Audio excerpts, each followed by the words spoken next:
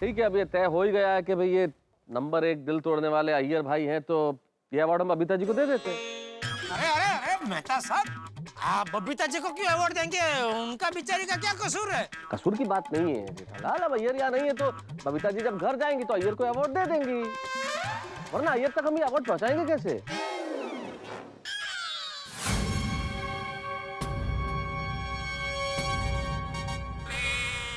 अय्यर भाई तक अवार्ड पहुंचाने की जरूरत नहीं है मेहता साहब। अय्यर भाई खुद अभी के अभी स्टेज पर आएंगे और अवार्ड का स्वीकार करेंगे। कैसे? देंगे देंगे अवार्ड अय्यर भाई के हाथ में ही देंगे। 1 मिनट। कहाँ है अय्यर भाई? 1 मिनट।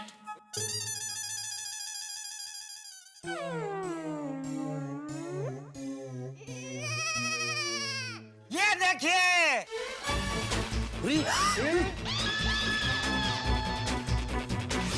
यहाँ है अय्यर भाई। आओ आओ इधर आओ, इधर आओ, हेलो हेलो इधर। अय्यर तुमने तो हद कर दी भाई। अय्यर ऐसे छुप के? अय्यर तुम छुप क्यों रहे थे? अरे बबीता, एक्चुअली मैं तुम्हारे लिए कोई कविता नहीं लिख सका, इसलिए चुप गया था। अय्यर, आज मुझे पता चल गया कि तुम मुझसे बिल्कुल प्यार नहीं करते हो। तो थोड़ा बबीता जी, अब इनसे बात करने का कोई मतलब नहीं है। अवार्ड देके खत्म करो। चलो बच्चा, आइए आइए आइए आइए, ऊपर आइए, आइए आइए आइए, अवार्ड दीजिए। खड़े हो जाओ यार। अय्यर यार क्या किया? बबीता जी आइए।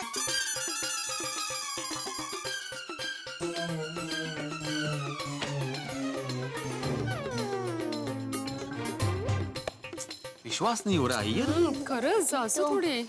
अय्यर, मैं सोच भी नहीं सकती थी कि नंबर 1 दिल तोड़ने वाले तुम निकलोगे। तुम मुझ पर एक कविता नहीं लिख सकते? अरे कैसे लिखेंगे बबीता जी, ये आपसे प्यार ही नहीं करते ना, तो कैसे लिखेंगे? ओ मेहता साहब, मफलर लगा के क्या खड़े, चलो दीजिए अभी अवार्ड बबीता जी के हाथों में दीजिए, ताकि बबीता जी ये अय्यर भाई को थमाए। तो गोकुल धाम के निवासियों, देवियों और सज्जनों, वो क्षण आ पहुंचा है जब हमें ये नंबर 1 दिल तोड़ने वाला अवार्ड सौंपना है। गोकुल धाम के सभी पतियों को अपनी अपनी पत्नियों के लिए कविता लिखनी थी, और महिला मंडल ने यह निर्णय लिया था कि वह व्यक्ति जो अपनी पत्नी के लिए कविता नहीं लिख पाएगा, उसका अर्थ यह होगा कि वो अपनी पत्नी से प्यार नहीं करता है, और उसे नंबर 1 दिल तोड़ने वाला अवार्ड दिया जाएगा। और आज की रात अब यह प्रमाणित हो चुका है कि वह व्यक्ति कौन है, वही जो इस वक्त मंच पे मौन है। नंबर 1 दिल तोड़ने वाला गोकुल धाम में है श्री कृष्णन सुब्रमण्यम अय्यर। ये अपनी पत्नी से प्यार नहीं करते, और ये नंबर 1 दिल तोड़ने वाला अवार्ड उन्हें सौंपना चाहता हूं। इसलिए अनुरोध करता हूं उनसे जिनका दिल टूटा है कि वो अपने हाथों से उन्हें ये अवार्ड दें जिन्होंने इनका दिल तोड़ा है।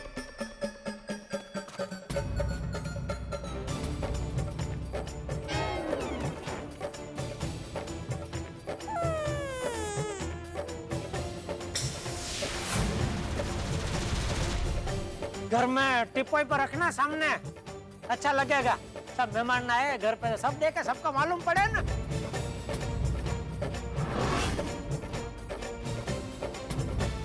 दोस्तों, शायद ये पहला ऐसा अवार्ड फंक्शन होगा जिसमें अवार्ड मिलने के बाद भी कोई ताली नहीं बजा। अरे मैं बजा रहा हूँ क्या? मैं बजा रहा हूँ ना।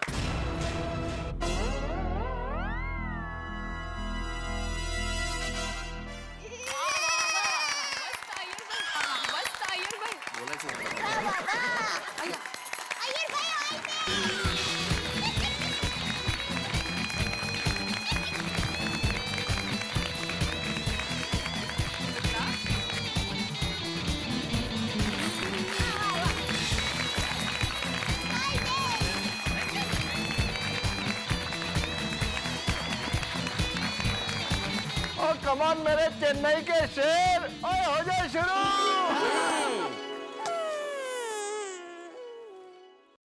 All the best Iyer. Thank you.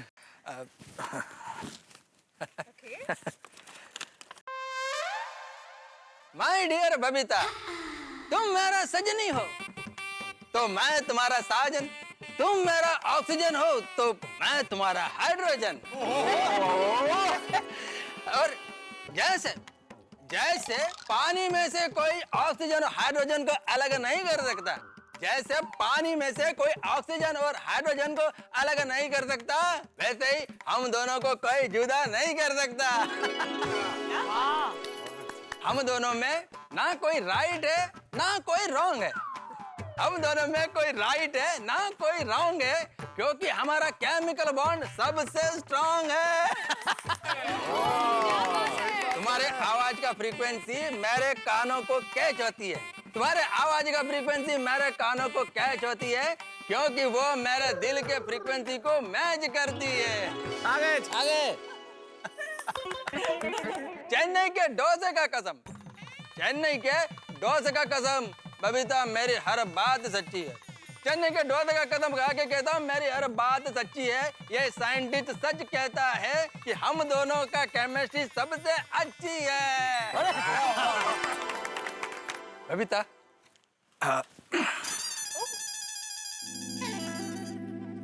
Babita, मैं तुम्हारा जान हूँ, तुम मेरा जानम हो। मैं तुम्हारा मेंदू वड़ा तो तुम मेरी चमचम हो।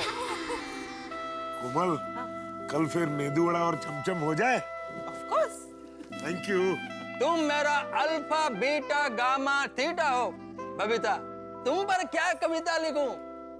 तुम खुद एक कविता हो। वाह वाह। एकदम साइंटिफिक।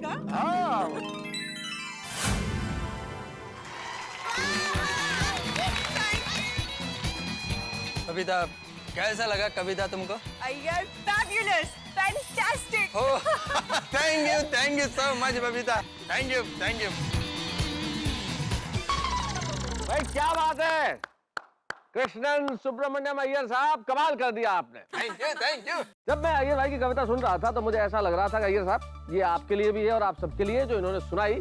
तब मैंने ये सोचा कि भाई अय्यर की कविता आप दोनों के संबंधों का एक खूबसूरत आभास। अय्यर की कविता आप दोनों के संबंधों का एक खूबसूरत आभास थी। कविता में एक अलग कशिश थी, अलग प्यास थी। कविता में एक अलग कशिश थी, अलग प्यास थी। अल्फा था, बीटा था, गामा था, थीटा था, हाइड्रोजन, ऑक्सीजन। अरे कविता थी या विज्ञान की क्लास थी? लेकिन साहित्य में विज्ञान का यह समागम बड़ा कमाल का है। जोरदार तालियां। बहुत बढ़िया अय्यर भाई। और सबसे बड़ी चीज मुझे खुशी है कि अभी तक मेरे किसी दोस्त को ये नंबर 1 दिल तोड़ने वाला अवार्ड नहीं मिला, और भगवान करे किसी को मिले भी नहीं। तो भाई विज्ञान की बात तो मैंने कही आपसे कि आपकी कविता में विज्ञान की क्लास लग रही थी, लेकिन अय्यर भाई ऐसा महसूस हो रहा था जब आप कविताएं पढ़ रहे थे कि आप वैज्ञानिक नहीं, आप सचमुच कवि। तो बबीता जी की मोहब्बत में पगी हुई आपकी ये जो कविता थी, तब मुझे सूर्य कुमार पांडे जी की 2 पंक्तियां याद आ गई। इक्का तांगे की तरह एक वाहन होता है, उसे कहते हैं, जिसमें एक घोड़ा लगता है। तो वो कहते हैं कि तुम्हारे गाल के गड्ढे हैं मेरी शहर की सड़कें, तुम्हारे गाल के गड्ढे हैं मेरी शहर की सड़कें, फंसा जो इश्क का इक्का निकाले नहीं निकला। तो ये जो इश्क का इक्का फंस गया तो फंस गया, लेकिन अब इस स्टेज पे कौन आके फंसने वाला नहीं, फंसने वाला नहीं है, वो ऐसी कविता सुनाने वाला है कि हम सब उस कविता की प्रेम में फंस जाएंगे। तो अब आ रहे हैं हमारे बीच में दोस्तों, आज सामने देखिए वो दिल है, वो लाल है, इस मंच पे जो गुब्बारे हैं वो लाल है। सोनी भाई आपकी पगड़ी लाल है, हाँ अय्यर भाई आपकी जैकेट लाल है, और सब कुछ चारों तरफ लाल ही लाल है, और इधर पोपट लाल है।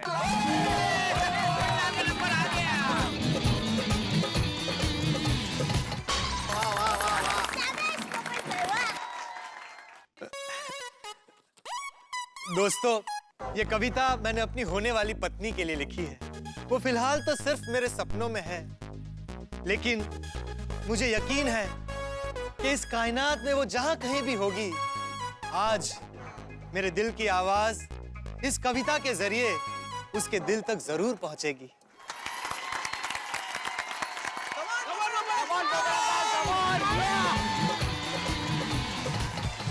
Thank you. गौर फरमाइएगा, मेरे सपनों की रानी कब आएगी तू? अरे ये कविता थोड़ी है, तो गाना है, ये नहीं चलेगा, ये कविता नहीं है। वो अवार्ड उसको दे दो, पोपटलाल को दे दो, खत्म, चलो। अरे अरे हाँ बाबू, और चीटिंग ना कर। हाँ पोपटलाल, भाई सुन लो जेठालाल, जरा सुन लो। मेरी होने वाली बीवी कब आएगी तू? मेरा घर है जो सूना कब बसाएगी तू? मेरी जिंदगी में 4 चांद कब लगाएगी तू? चलिया तू, चलिया चलिया तू, चलिया। मेरे जीवन का हर दुख छोटा हो जाएगा और तेरे हाथ का खाना खाकर ये पोपटलाल हाथी जैसा मोटा हो जाएगा। मेरे किचन में चिमटे को, पतीले को, थालियों को तेरा इंतजार है। मेरे घर की चाबियां तेरे पल्लू में सजने को बेकरार है। तू भी कब तक अपनी टुकड़ों सी जिंदगी में यूं अकेले रह पाएगी? मेरी दया भाभी सच ही कहती है, तू बहुत जल्द मेरी जिंदगी में आ जाएगी। अब ये रात, ये चांदनी, ये तारे सब पुकार पुकार कर कह रहे हैं, मैं और मेरा छाता बेसब्री से तेरा इंतजार कर रहे हैं। मेरे सपनों की रानी कब आएगी तू? मेरा घर है जो सूना कब बसाएगी तू? चलिया चलिया चलिया तू, चलिया। तेरे बारे में जो भी सुनूं सब सही लगता है। सोडा शॉप पर दोस्तों का मजाक भी बुरा नहीं लगता है,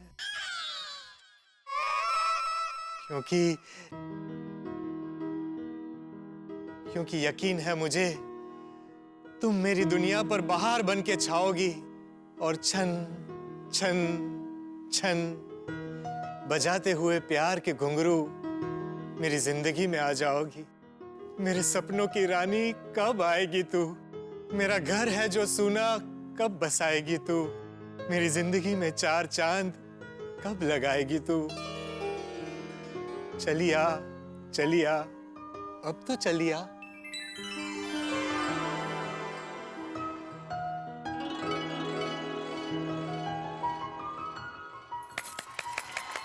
वाह वाह वाह वाह पोपट भाई, बहुत सुंदर कविता है, बहुत ही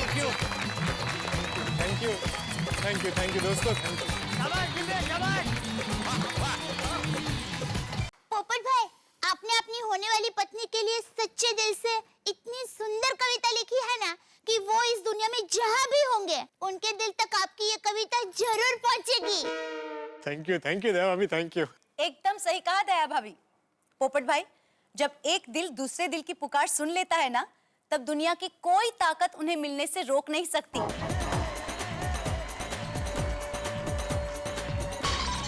पोपटलाल, सबसे पहले तो मैं तमाम मित्रों की ओर से क्षमा चाहता हूं तुमसे मजाक करने के लिए। हालांकि मजाक करना अगर हम बंद कर देंगे तो मित्र नहीं रहेंगे, लेकिन तुम्हारी कविताओं के आज इस भावुक पक्ष ने हम सभी को सोचने पे मजबूर किया कि अकेलापन कितना खलता है। ये तुम्हारी मुस्कुराहट है जो उस अकेलेपन को छिपा देती है, लेकिन आज इस कविता में वो दर्द उभर आया।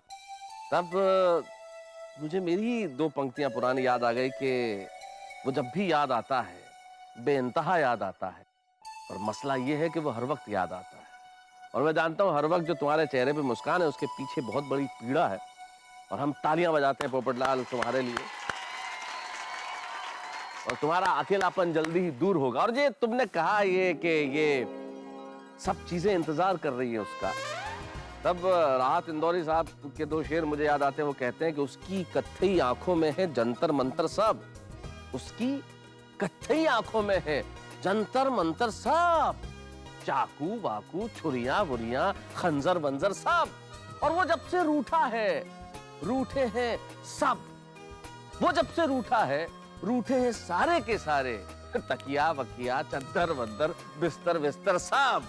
तो ये जितने बर्तन हैं वो भी इंतजार कर रहे हैं किसी का कि कब कोई आएगा और उन बर्तनों में सब्जी पकाएगा और वो आपको खिलाएगा। यकीनन वो दिन भी जल्दी आएगा, वो दिन आएगा तब तो हम सारे लोग खुश होंगे ही।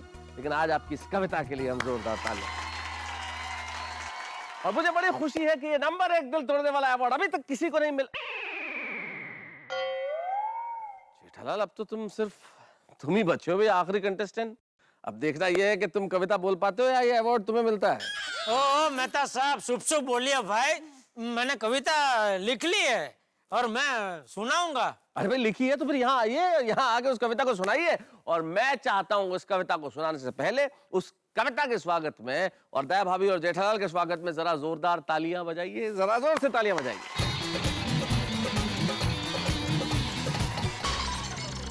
सुनाइए। पापा, all the best, come on. एक मिनट जड़िया, क्या हुआ बापूजी? तू चालू कर, मैं आता हूँ। हाँ हाँ, थैंक यू बापूजी। मतलब संभल के जाइए, संभल के जाइए।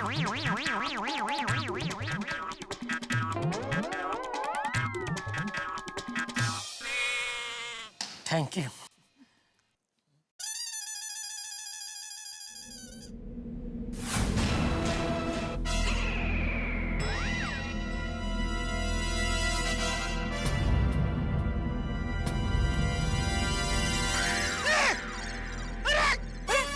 उत्तरी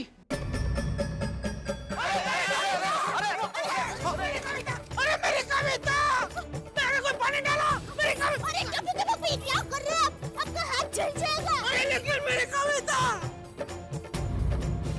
छो ना जेठा प्रा, उन कुछ फायदा नहीं, कविता चल के राख हो गई यार। अरे लेकिन अबे मैं कविता कैसे पढ़ूंगा? ये तो बहुत बड़ी समस्या हो गई जेठालाल। क्या जेठालाल, ऐसे कैसे पेपर जुड़ गया? तुमको ठीक से पकड़ना चाहिए था। मैंने ठीक से ही पकड़ा था यार भाई, पता नहीं अचानक हवा का झोंका आया और कागज मेरे हाथ से छूट गया।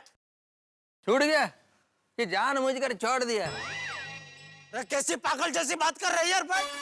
इतनी मेहनत से मैंने कविता लिखी, वो कागज में से जानबूझ के मैं से आग में डाल दूंगा? क्या बोल रहे हैं? हाँ। जेठा भाई शांत शांत। वो तो कागज पर तुमने कविता लिखा था। क्या मतलब? नहीं मतलब ऐसा भी हो सकता है कि तुमने कविता लिखी ही नहीं हो और कविता पढ़ने से बचने के लिए तुमने वो कागज आग में डाल दिया हो। अरे कागज मैंने नहीं डाला है आग में, वो हवा की वजह से अपने आप गया। अगर यकीन नहीं हो रहा तो आइए, आइए इधर आइए, आइए इधर स्टेज पे आइए, मैं आपको कागज देता हूँ, आप हाथ में से छोड़िए, देखते हो कागज जाता है कि नहीं आग में। आइए। मेरा यकीन करो, मैंने सच में कविता लिखी थी। हाँ हाँ टप्पू के पापा, मुझे आप पर पूरा विश्वास है। पापा, कविता आपने लिखी है तो आपको थोड़ी बहुत तो याद होगी ना? हाँ टप्पू के पापा, थोड़ी बहुत जो कुछ भी याद है सुना दीजिए ना। हाँ हाँ जेठा भाई।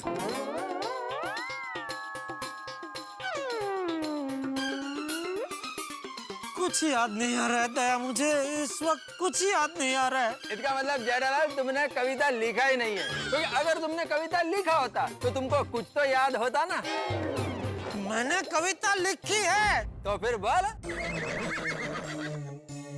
मेरे को लगता है हमको गिनती चालू कर देना चाहिए। अरे एक मिनट, इतनी जल्दी क्या गिनती चालू कर देनी चाहिए? एक मिनट रुको भाई। सॉरी जेठालाल। 1 अरे 2 3 4 5, 6, 7, 8, 9 और 10 नंबर 1 दिल तोड़ने वाला अवार्ड मिलता है मेरे परम मित्र जेठालाल को। भाई मेरे दोस्त के साथ भी इतनी अजीबोगरीब घटनाएं होती है कि आप सोच नहीं सकते। अब देखिए ना, कविता का कागज जा गिरा आग में और भस्मीभूत हो गया। एक मिनट, आप कहीं ऐसा तो नहीं सोच रहे कि भाई उस पे कविता लिखी हुई नहीं थी और कविता पढ़ने से बचने के लिए जेठालाल ने ये सब खेल रचा है? भाई कुल मिला के विंटर पार्टी में से सर्दी तो गायब हो चुकी है और जेठालाल के पसीने छूट रहे हैं। कविता का ये खुमार अपने चरम पे है। अब देखना ये कि ये दिलचस्प परिस्थिति और कितने हंगामे लेके आती है, ये जानने के लिए देखते रहिए तारक मेहता का उल्टा चश्मा। अगले एपिसोड में बहुत सारे हंगामे, बहुत सारे ठार।